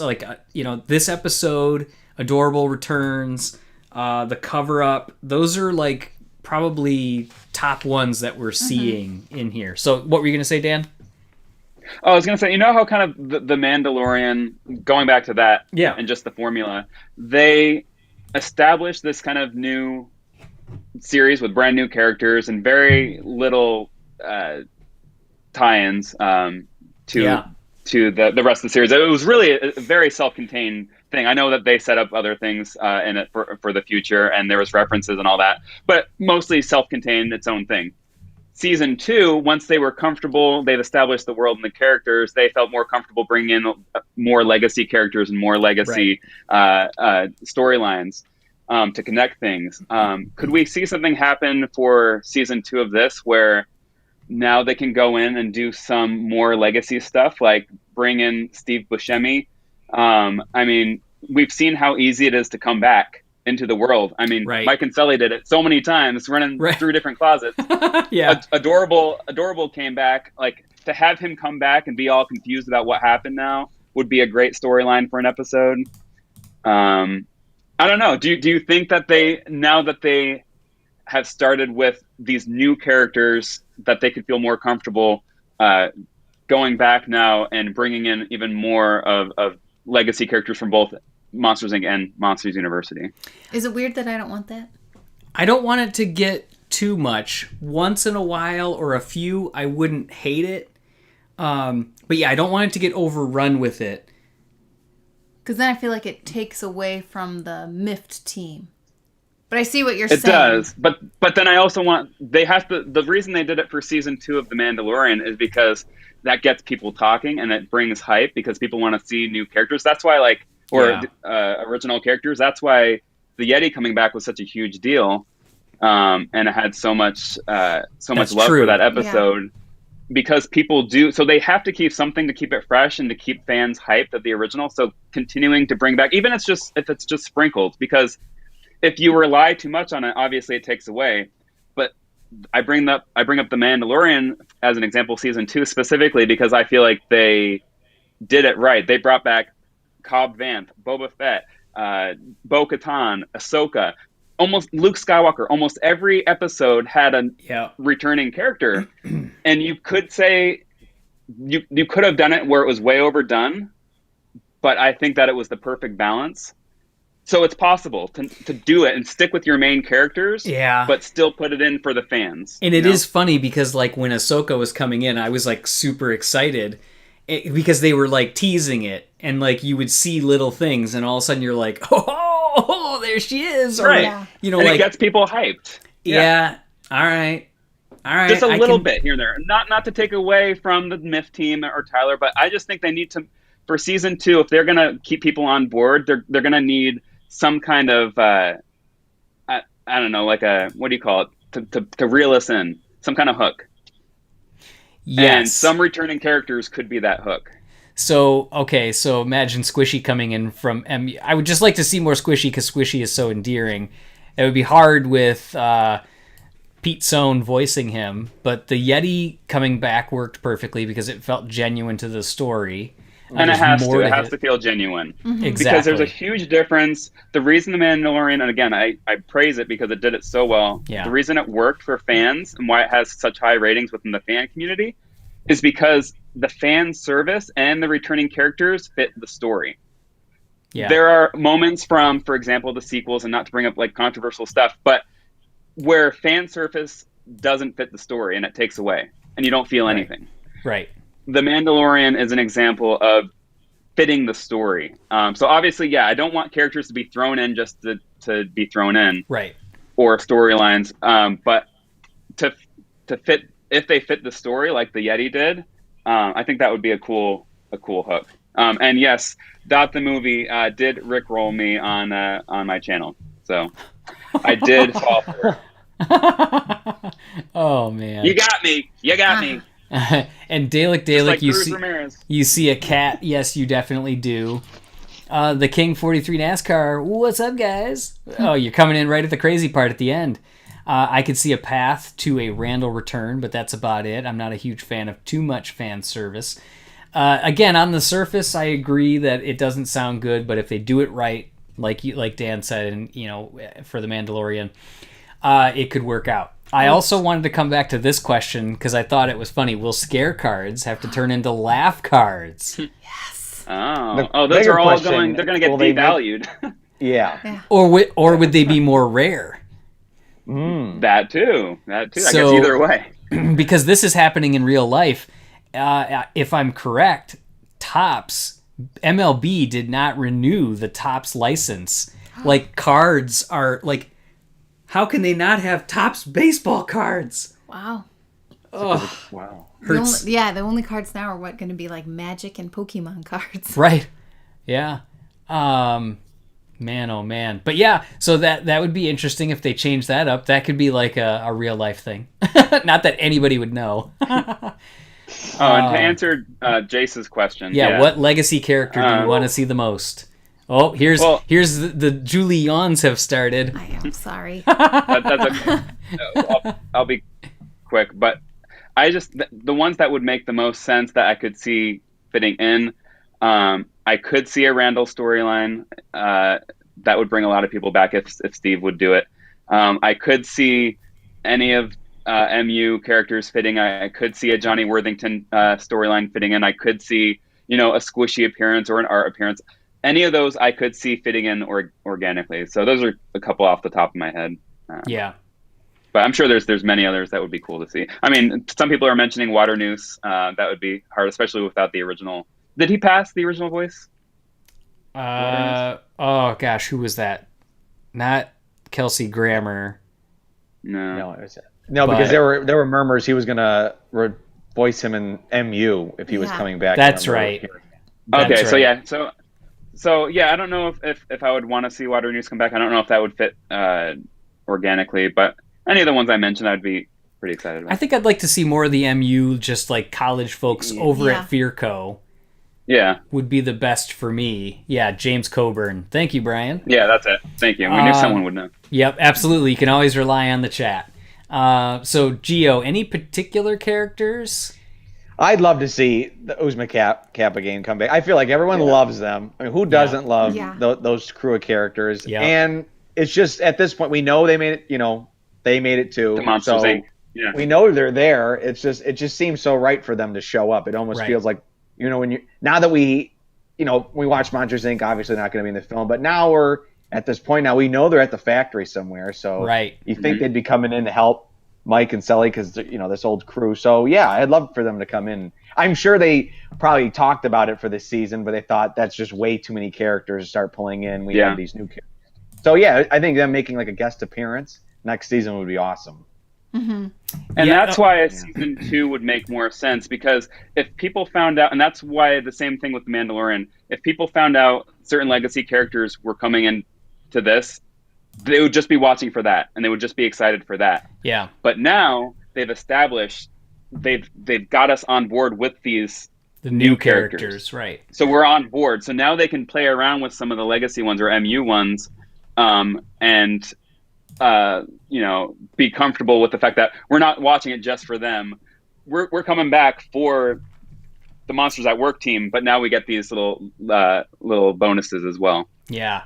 I like the idea, as Dalek here says, Art, because I said it before, I just want to hear Charlie Day again, but Art and Val, they would be kind of funny coming into like contact with each other and just how they would interact. Mm-hmm. But that would be interesting, though, if they had something that was that direct, because the character rigs are so different in terms of some of the stylized elements, and I don't know how that would work. I feel like Randall's the best choice, the best if you're gonna do it.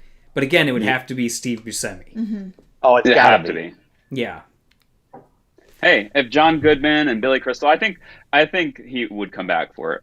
I feel like he's the type that would have fun with something like this. But I would love to see Art, and I mean they would redo Art's rig anyway, and they would make him fit with the style of the show. That's either true. Way. Yeah. All right. So what do we think? Is there anything else that we have to talk about as we wrap up the conversations for season 1 of Monsters at Work? Any other final thoughts, future comments? I think we kind of touched on a lot of things, but I didn't know if there was anything else that was out there that we haven't touched on? Julie? Parting No. thoughts? Yeah, I just loved it, and I really, really hope that Mr. Winkler Is right. was spouting the truth. Okay, this is a good question. Do you think Mike and Sully will have more screen time next season? I think they would have less. I think they would have less. I would think so too.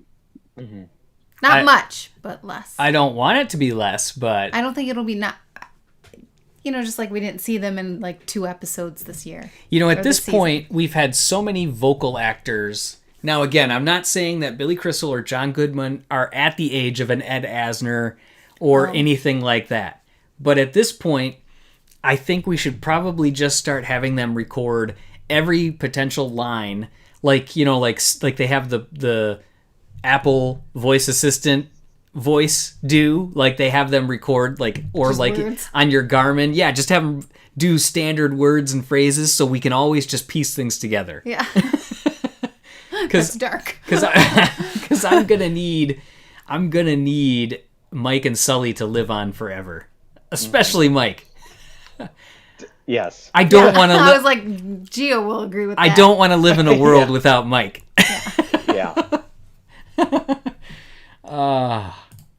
Yes, and agreed. Yeah, I mean it. Yeah. Go for it, Gio. I was gonna say it's just like overall, it's like we're really lucky that we got this because sometimes you think like Yeah. okay, maybe we'll never see these characters ever again. So the fact that we even got like John and Billy back, That's and got to see wild. Mike Yeah. and Son, it's wild. It really is because Yeah. you think about all these years, you're like, well, they did it, but yeah, to get this, and it was great too. Mm-hmm. Yeah. And yeah, if they didn't, how different would we be talking about this whole series if it wasn't Billy and John? I mean, Yeah. Imagine coming to that kind of recording session. How morbid. All right, Billy, we want you to record all these lines so that way when you're dead, we still can use your voice. I know it would have been like without them. It would have been like when Mr. Pricklepants wasn't Timothy Dalton. And before he asked a question. Oh, jeez Louise. I know that would get you, TJ. Oh man, that was seriously like. I remember that episode. I was like, "What's happening?" I'm like, I can't even concentrate on the rest of it. Who is this That's what it would've clown? been like. Who is this clown that is voicing him right now? Because this isn't even close. They could have got anybody to be better than that. I mean, come on. Am I right? Or it's like it would have been the voice that does the Mattel Interactables figures. Watch my video. They do not sound anything like the characters. It's just bad. So that just goes to show you that you gotta have the originals. It's just not the only one that can kind of pull it off with the toys is Jim Hanks Yeah. for some Right. reason. Even the other, is it Keith Ferguson, the guy that they have that Does lightning. does Lightning McQueen? He's pretty good. Oh yeah, he's pretty Yeah, good. he does a good job. Gio, our original Monsters Inc. toys, the ones that me and you have. No, not a good idea. Yeah. Yeah, blame it on the little guy. Those are definitely Billy Crystal and John Goodman, Yeah, right? that's Billy for yeah. That's Okay, that's him I for wanted to sure, yeah. confirm because that's actually my review tomorrow. I'm going back in time, and because of all this Monsters Inc. talk and the 20th anniversary coming up, I'm taking a look at my original figures, and that's back when toys actually used the voice actors for the voices because they're definitely them. I just wanted to confirm. I definitely think that they're them. Yeah, I feel like they must have built that into the contract early on that they have to come back and do some, extra dialogue for the Like other back when the film came out, but not for so the much toys, for the video games, like that kind of stuff. Yeah, because like tie-in video games always, because I feel like they've slowed down, but like there was always a tie-in video game for every movie, and it would Definitely. be amazing when they had like the original cast do it. You're like, Yes. holy cow, I can't believe they're all here. Yes. So here's a question. So Brian's saying Keith is doing the car show, I believe. Speaking of McQueen, Oh, boy. do you think they'll be able to get Owen Wilson or Keith? I don't know about that. Yeah. I don't know about that. Hey, as long as they have Tony Shalhoub there as Luigi, I'm in. Oh, it's yes, agreed. If you try to get someone else to do Luigi, it's not going to work. I mean, sure, you can get somebody else to do Guido. Pit stop. Pete stop. But yeah, you're not getting anybody else but Tony Shalhoub.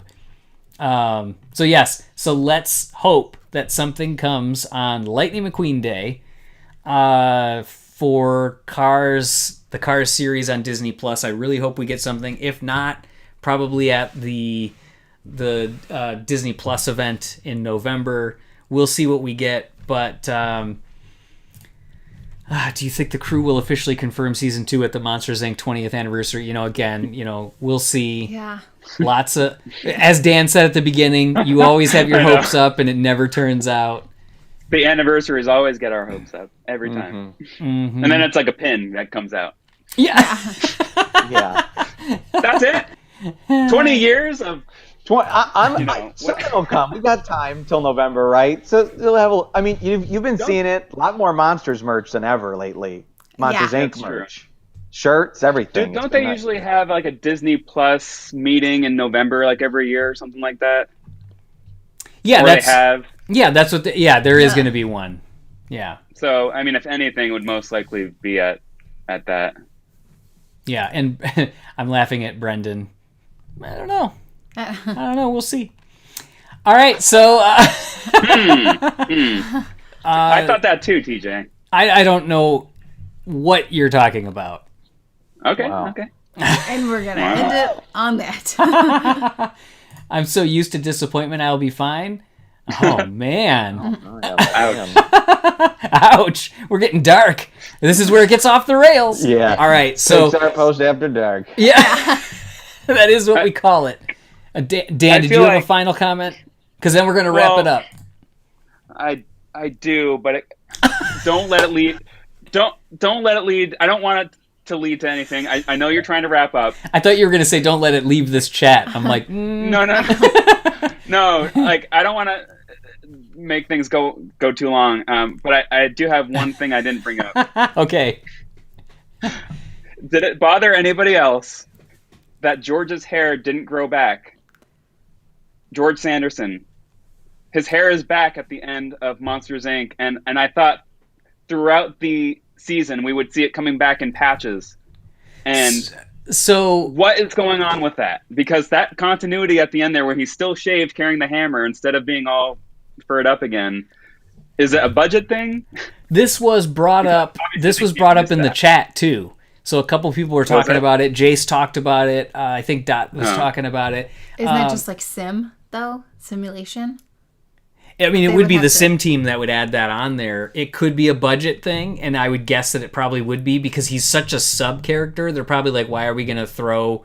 Money, I guess. time into it. I thought it was a budget thing, but I just, like, I don't know. I knew they obviously know because they've had the attention to detail for so many other things. So obviously I know they're aware. They're not just going to miss that. Yeah. I also thought that it was weird that Val says that it was just yesterday, that I had a blast yesterday. So I'm coming on today. I'm transferring. Yeah. Because how did they go from one prototype big can to all those big cans?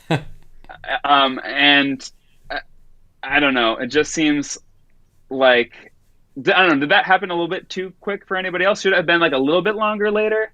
You know what's other than funny? The next day?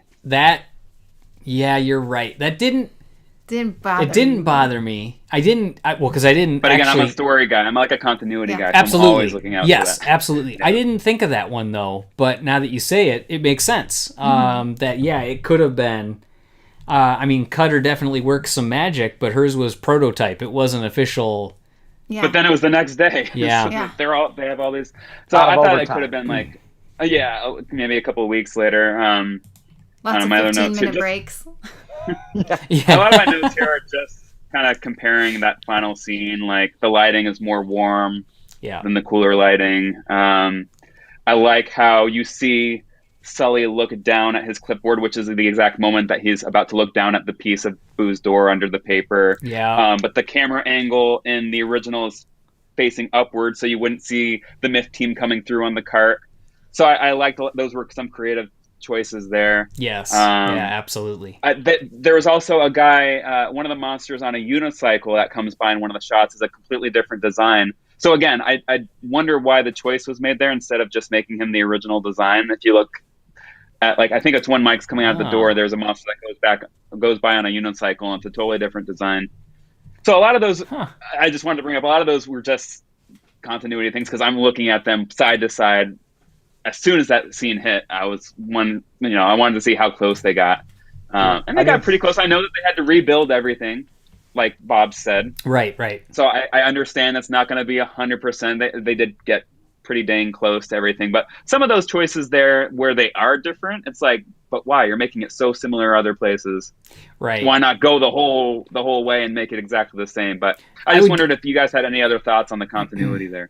I would guess on that aspect, it was probably just time, because it would be so much time to like get everything. But if you get it close enough, that it would probably be, if you get it close enough, people get it without having to like make it exact.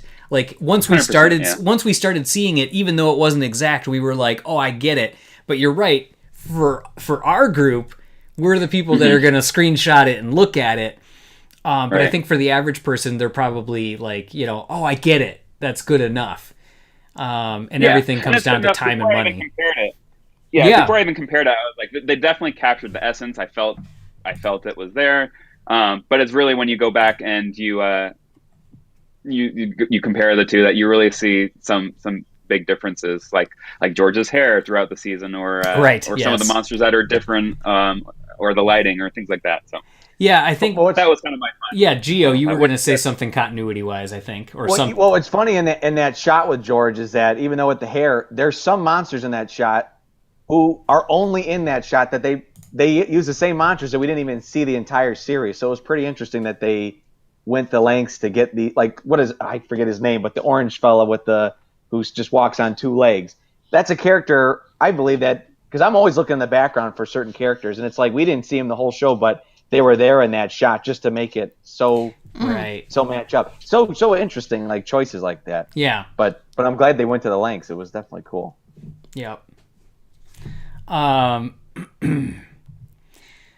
Yeah, we can't get into all these technical things, but yeah, Disney Plus stopping the ability to do screenshots. Yeah, that's been, I thought that was from the beginning, basically. Yeah.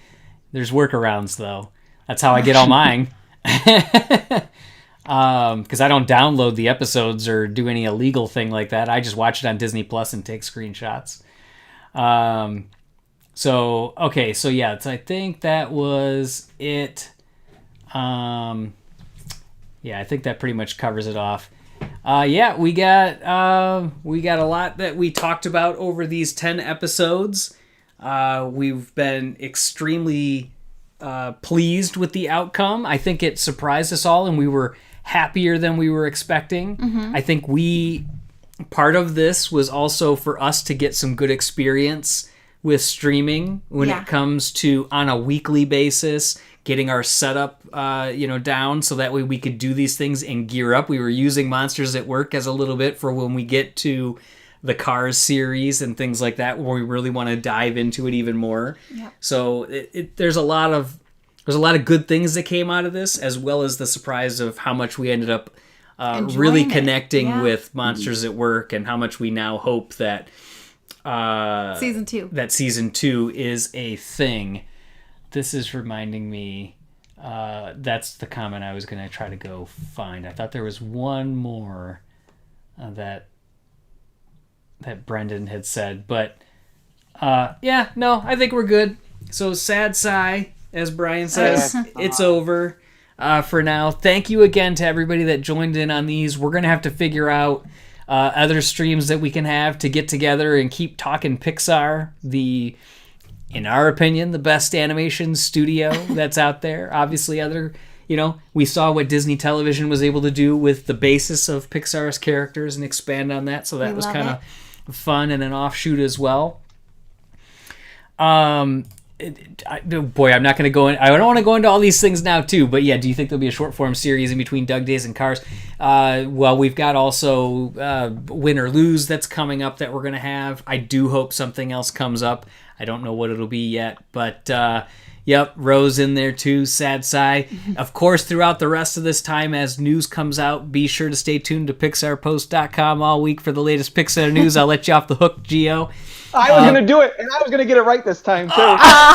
Let him do it. Okay, I will at the very end. But Okay. in the meantime, you guys can absolutely reach out to us on Twitter, Instagram. You can just go to our website. You know, Twitter is The Pixar Post, and the rest are just at Pixar Post. So you can find us on all those. Be sure to check out all those different pages. You can hit danthepixarfan.com for a lot of great merch news, especially stuff that's coming up for Pixar Fest, which Julie did a great post on that today. And that wonderful Roosevelt's Pixar Ball shirt that's going to be dropping on September 7th. So thank you again to all of you guys in the chat. We really appreciate everybody that has stuck around and made a cool little family with us along the way. Like we said, this isn't the last time we're going to do these things, so we hope to definitely see this group back together again for some more fun conversations about Pixar and everything along those lines. So in the meantime, Giovanni, what can we do? All right, let's see if I got this. Be sure to stay tuned to PixarPost.com all week for the latest Pixar news. Bye-bye. Bye-bye. Oh, wait, not that one. Okay. All right, we'll see you guys. Bye. Take care.